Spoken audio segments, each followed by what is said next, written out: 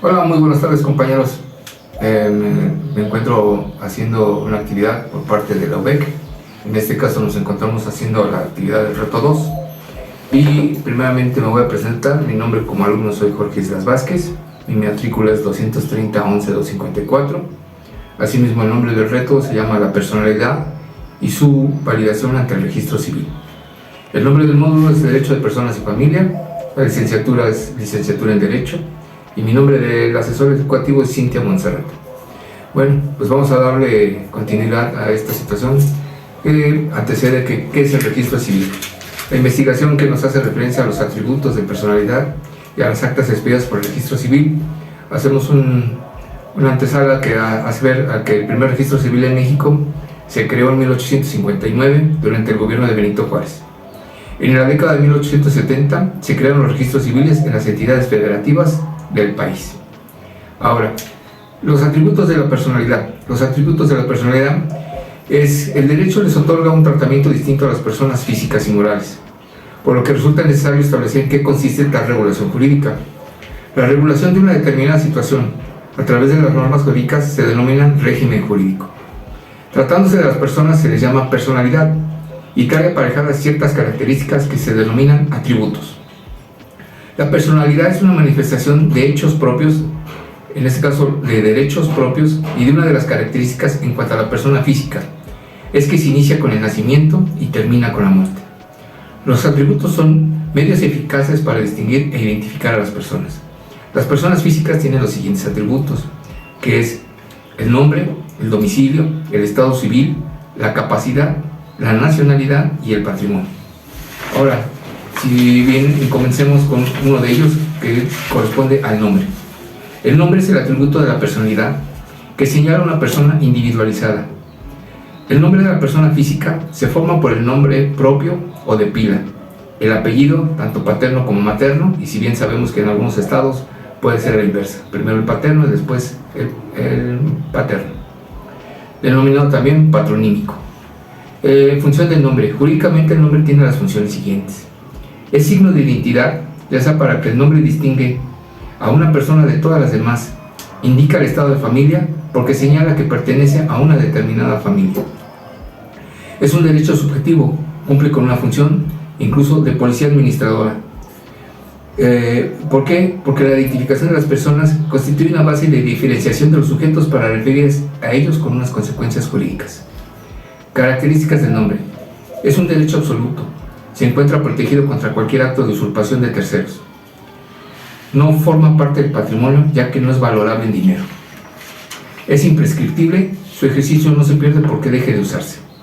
Es intransmisible, no se puede transmitir por voluntad de su titular. Es la expresión de la filiación y no es necesariamente, en ese caso, es inmutable. El nombre de personas físicas se encuentra en las actas de nacimiento, de reconocimiento, de adopción, matrimonio, divorcio y declaración de ausencia, presunción de muerte y tutela. Hablemos del segundo, que en este caso corresponde al domicilio. El domicilio de las personas físicas es el lugar donde residen habitualmente. A la falta de este, el lugar del centro principal donde llevan a cabo sus negocios. En ausencia de estos, el lugar donde simplemente residan y en su defecto el lugar donde se encuentran. Se presume que una persona reside habitualmente en el lugar cuando permanece por más de 6 meses, en este caso, en ese mismo domicilio. Efectos del domicilio. Sirve para determinar el lugar para recibir notificaciones, emplazamientos, en este caso contemplados en el artículo 117 del Código de Procedimientos Civiles. Indica el lugar en el que se deben cumplir las obligaciones, como en el artículo 2082 del Código Civil, incluso también para, en este caso, la CDMX. Sirve para fijar la competencia de los jueces, correspondiente al 156 también del Código de Procedimientos Civiles. Determina el lugar de realización de ciertos actos de Estado civil y determina el lugar de centralización de los bienes e intereses de una persona en los juicios universales. Las clases de domicilio. Hay el domicilio real, el legal y el convencional.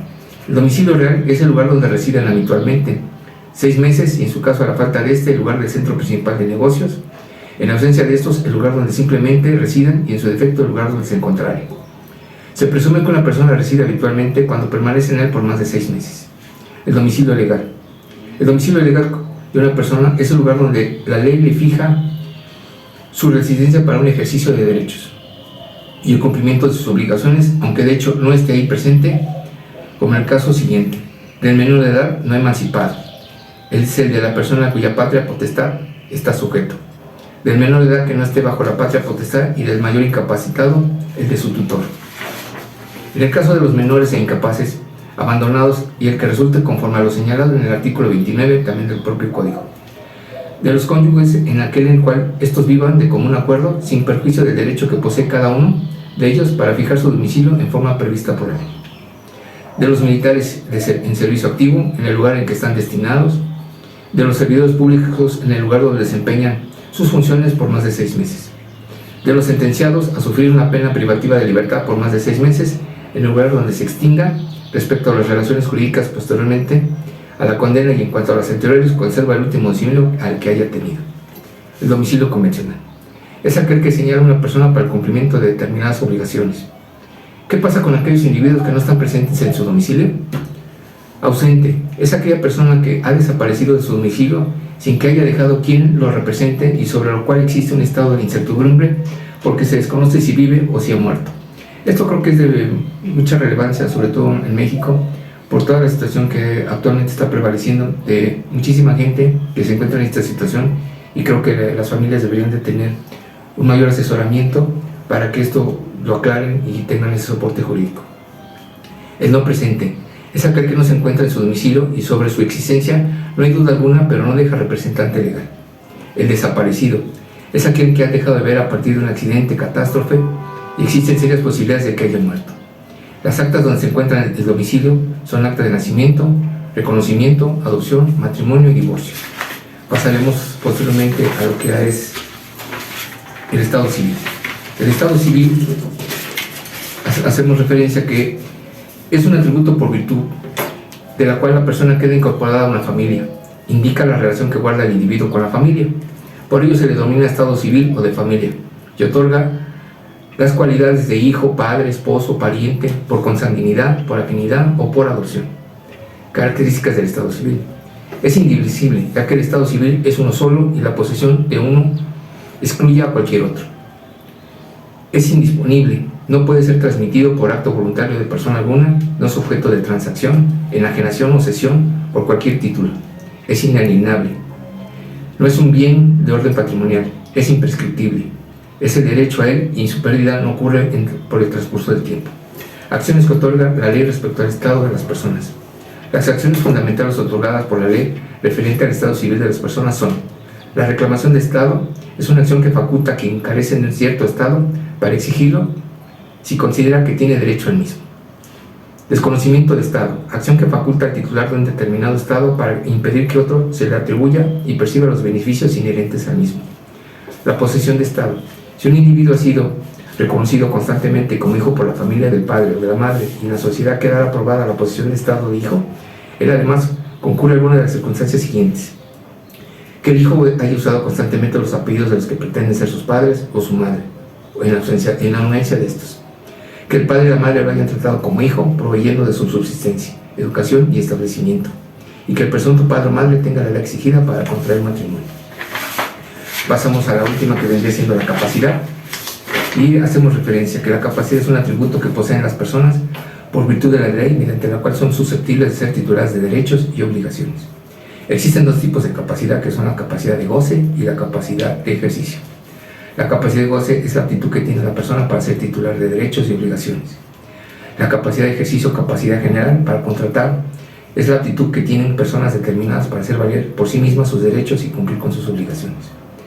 Para los efectos legales solo se tendrá por nacido aquel que, desprendido enteramente del seno materno, vive 24 horas o es presentado vivo ante el juez de registro civil. Sin embargo, el artículo 22 del Código Civil Federal señala que desde el momento en que un individuo es concebido, entra bajo la protección de la ley y se le tiene por nacido para los efectos de la ley. Grados de capacidad, de goce. Concierne al concebido, pero no nacido, por la condición de que sea viable. Recae en los menores de edad. Estos poseen la capacidad de goce igual que un mayor de edad, pero sujeta a determinadas restricciones, como son: para contraer matrimonio, artículo 148 del Código Civil de la Ciudad de México, segundo párrafo. Para ser tutores pueden solo los mayores de edad, por el Código Civil, artículo 503. de la Ciudad de México. Para reconocer hijos, acorde al artículo 361 del Código Civil de la Ciudad de México, pueden reconocer a sus hijos los que tengan la edad exigida para contraer matrimonio. Sin embargo, pueden reconocerlo con el consentimiento quienes ejerzan sobre la patria potestad. Para hacer testamento, estos incapacitados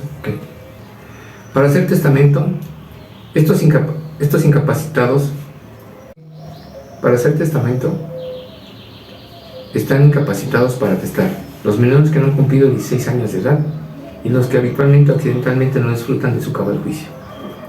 Fin de la capacidad de goce. Termina con la muerte, aunque es posible que la capacidad se prolongue después de la muerte, como ocurre con la presunción de la muerte.